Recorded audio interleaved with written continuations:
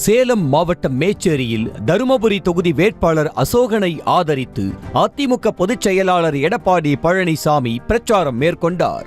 அப்போது பேசிய அவர், பழைய ஓய்வூதிய திட்டத்தை நடைமுறைப்படுத்துவதாக அளித்த வாக்குறுதியை திமுக அரசு நிறைவேற்றவில்லை என்றும் அரசு ஊழியர்கள் நம்பி ஏமாற வேண்டாம் எனவும் வேண்டுகோள் விடுத்தார். திராவிட முன்னேற்ற கழகம் 2021 சட்டமன்ற பொதுத் தேர்தல் போது பல அறிவிப்புகளை வெளியிட்டாங்க. அதில் ஒண்ணு, அரசு ஊழியர்கள் பழைய ஓய்வு திட்டம் நடைமுறைப்படுத்தப்படும். 3 வருஷமா செய்யவே இல்லை. அதுல 2 வருஷமா காத்திருந்து பார்த்தாங்க. 6 மாசத்துக்கு முந்தி போராட்டத்தை அறிவிச்சாங்க. பல போராட்டத்தை நடத்தி பார்த்தாங்க. அரசு கிட்ட பேச்சுவார்த்தை நடத்தி பார்த்தாங்க. ஒரு பயனும் இல்லை. ஆக அரசு ஊழியர்களையும் ஏமாற்றிய ஒரே அரசாங்கம் விடியா திமுக அரசாங்கம், விடியா முதலமைச்சர்.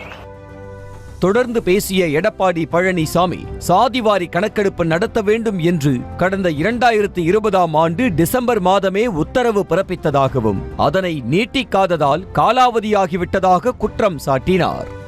அனைத்து இந்திய அண்ணா திராவிட முன்னேற்ற கழகம் ஆட்சி இருக்கின்ற பொழுது உங்களால் நான் முதலமைச்சராக இருந்த காலகட்டத்தில் மக்களுடைய கோரிக்கையை ஏற்று ஜாதிவாரி கணக்கெடுப்பு எடுக்க வேண்டும் என்பதற்கு இன்றைக்கு அரசாணையிட்டு வெளியிட்டு குலசேகரன் கமிட்டி, அவர் ஓய்வு பெற்ற நீதிபதி தலைமையில கமிட்டி அமைக்கப்பட்டு அதற்குண்டான ஏற்பாடுகள் செய்யப்பட்டு இது அனைத்தும் 2020 டிசம்பர் மாதமே நான் உத்தரவு போட்டு நடைமுறை கொண்டு வந்துட்டேன். இன்னைக்கு ஜாதிவாரி கணக்கெடுப்பு தமிழ்நாடு பூரா எடுக்க வேண்டும்னா குறைஞ்சபட்சம் 2 ஆண்டு காலம் பிடிக்கும். ஒவ்வொரு 6 மாத காலமும் இதை நீடித்துக்க வேணும். ஆனால் ஆட்சி மாற்றம் ஏற்பட்டது. திராவிட முன்னேற்ற கழகம் ஆட்சிக்கு வந்தது 2021 ஜூன் மாதம். இதை நீடிக்கவில்லை. அதனால காலாவதியாகிவிட்டது. அதிமுக எம்எல்ஏக்கள் ஓட்டு போட்டதால் தான் அன்புமணி எம்பியாக இருக்கிறார் என்று கூறிய எடப்பாடி பழனிசாமி பாமக கூட்டணியை அடிக்கடி மாற்றிக்கொள்ளும் என விமர்சித்தார். மரியாதைக்குரிய திரு அன்புமணி மாநில உறுப்பினர் பேசுறாரு, அண்ணா திமுக ஓட்டு போட்டா வேஸ்ட்.